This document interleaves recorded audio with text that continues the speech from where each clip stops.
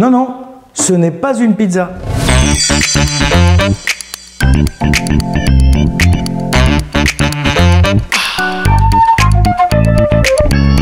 On pourrait s'y tromper, mais ce n'est pas une pizza, c'est une tarte fine à base de pâte sablée. Pâte brisée. Pourquoi je me trompe?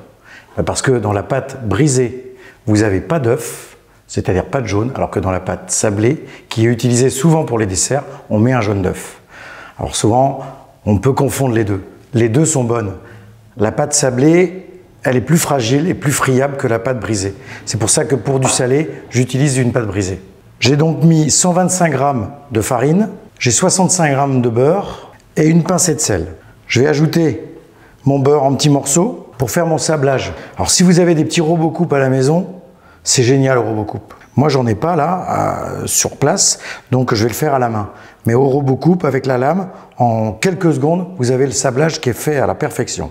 Voilà, tac. On coupe les morceaux de beurre et maintenant je sable. Voilà, je les écrase, les morceaux de beurre avec la farine au bout de mes doigts jusqu'à temps que ça fasse du sable. Voilà. Là, on a un beau sablage. Vous voyez, le beurre est bien incorporé dans la farine. Voilà, maintenant, on va ajouter dedans, je vais ajouter ma garniture aromatique pour bien parfumer ma pâte. J'y ai prévu 6 olives noires que j'ai dénoyautées et une demi-gousse d'ail. J'ai haché le tout avec un peu de fleur de thym. Voilà, juste une pincée de fleur de thym, 6 olives noires dénoyautées et une demi-gousse d'ail. J'ai haché ça à la main sur ma petite planche tout à l'heure. Je l'ajoute à ma pâte, enfin à ma base de farine. Je rajouterai l'eau à la fin. Voilà, maintenant je mélange tout ça. Ça va bien parfumer ma pâte sablée. Ça c'est excellent. Ma pâte brisée, pas ma pâte sablée. Ça y est, j'ai commencé à me tromper, c'est fini pour la fin. Je vais me tromper tout le long de la recette. Voilà, maintenant il n'y a plus qu'à rajouter l'eau. J'ajoute 40 g d'eau. Et là maintenant je peux préparer ma pâte. C'est parti. Ça colle au doigt, hein. C'est normal. Voilà.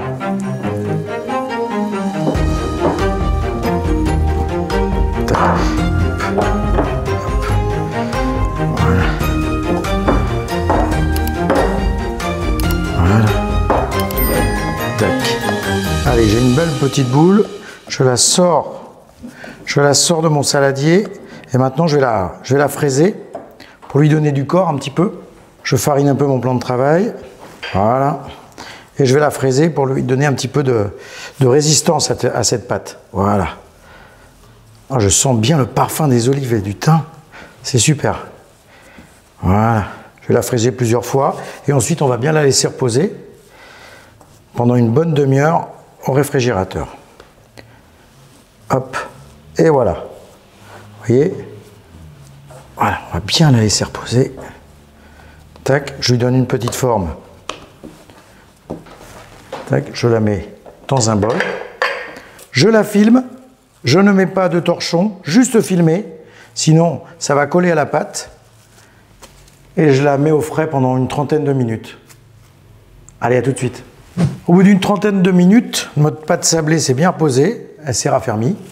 Maintenant, on va l'étaler, on va la coucher, comme on dit. Hop, et voilà. Je vais lui donner une forme comme une pizza. Ça ressemble, c'est la même forme, mais c'est pas une pizza. Voilà. On va essayer de faire une base, une abaisse assez fine, hein, parce que le but justement c'est d'avoir une tarte fine. Et vous allez voir les petites astuces que je vous ai mis. On va faire une tarte fine avec des légumes. On va faire 2 cuissons, hein, sur la pâte. Des cuissons, la première cuisson où le légume va se dessécher, va faire comme des légumes confits séchés que vous pouvez acheter souvent dans le commerce. Mais là, c'est vous qui les faites sur la pâte. Et ensuite, on mettra des légumes frais. Et vous allez avoir les 2 mariages. Et ça, c'est super sympa. Voilà. Là, j'ai une belle abaisse. J'ai mis un papier sulfurisé sur ma plaque. Et je dépose, voilà, ma pâte sur mon papier sulfurisé. Maintenant, il ne nous reste plus qu'à garnir. Je vais utiliser ma préparation de poivrons confits. Sinon, vous pouvez utiliser des poivrons frais, très finement émincés, que vous allez disposer sur la préparation. On commence par le poivron. Donc, j'étale mes poivrons sur ma pâte. Voilà. Allez, j'éparpille un petit peu partout. Hop. Et voilà. J'ai fait des petites rondelles de courgettes. Je me garde... alors, les courgettes, je peux tout mettre. Par contre, les tomates, je vais mettre que la moitié. Parce qu'on va faire tomates qui vont cuire avec la pâte, qui vont confire. Et ensuite, vous allez rajouter des tomates bien fraîches qui vont aller avec la pâte. Le mariage est très sympa, de cuit et cru. Alors, je dispose des petites courgettes. Voilà, des belles petites lamelles de courgettes ou demi-lamelles sur ma pâte, sur les poivrons. Ça, c'est vraiment la petite tarte estivale, la tarte fine quand il fait chaud. Ensuite, les tomates. Voilà, les belles demi-rondelles de tomates. J'ai pris de la cœur de bœuf bien charnue. Il ne faut pas que la tomate soit trop pleine de jus. Voilà, il vaut mieux qu'il y ait de la chair. Hein. Sinon, ça va rendre un petit peu trop d'eau et ça risque de sécher un peu trop vite. Voilà. Allez, je me suis gardé quelques tranches pour la finition. Maintenant, je vais ajouter un petit peu de sel et un petit peu d'huile d'olive. Avant d'enfourner, j'ai mis mon four maxi 135-140 parce que là, contrairement à une quiche, hein, il n'y a pas d'appareil. On veut que la pâte soit cuite, mais on ne veut pas que les légumes se dessèchent trop rapidement. Donc il faut que ça sèche et que ça cuit gentiment. 130-140, on va enfourner ça pendant une bonne quarantaine de minutes. J'ajoute bien de l'huile d'olive. On peut mettre un peu de sel juste sur les tomates et les courgettes. Voilà. Et là maintenant, on enfourne ça pendant, je vous ai dit, je surveille quand même. Je dis 35-40 minutes, je surveille. 135-140 degrés, 40 minutes.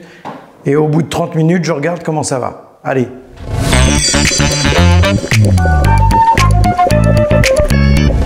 J'ai sorti ma pâte du four, j'ai laissé une quarantaine de minutes. Alors vous voyez, on peut regarder, on a l'impression que c'est brûlé, mais c'est pas brûlé, c'est bien séché, bien confit, comme les tomates confites qu'on peut acheter parfois, qui sont confites dans l'huile. Ben là, on les a fait en direct sur la pâte.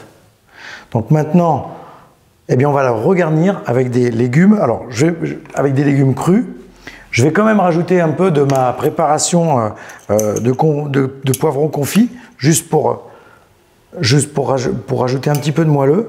Voilà. Et puis, comme c'est mariné et que dedans il y a un peu de balsamique, c'est sympa. C'est sympa, ça met un peu de peps. Voilà. Je rajoute ça. Ensuite, je vais y remettre des belles tranches de tomates fraîche. Donc là, elle est sortie du four, elle est prête à manger.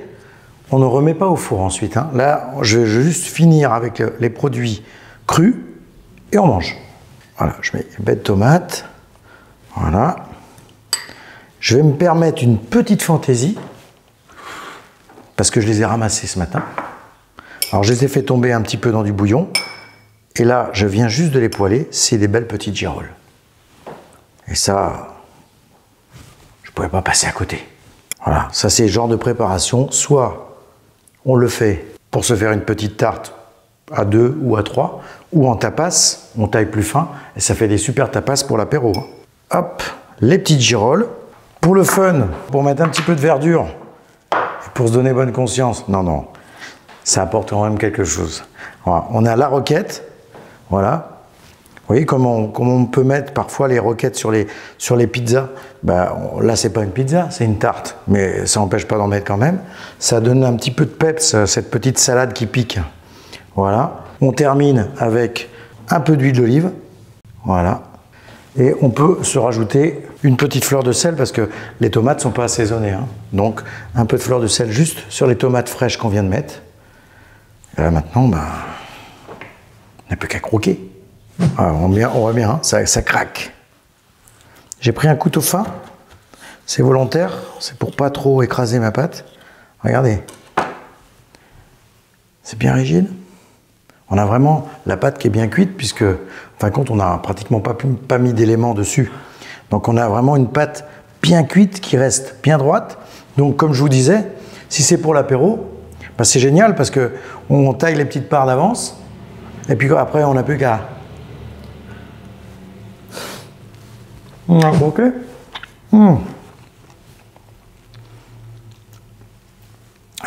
Il ne reste plus qu'à aller chercher un petit verre pour accompagner ça, puis c'est parfait. Merci d'avoir partagé ce moment avec moi et à tout de suite pour une nouvelle recette.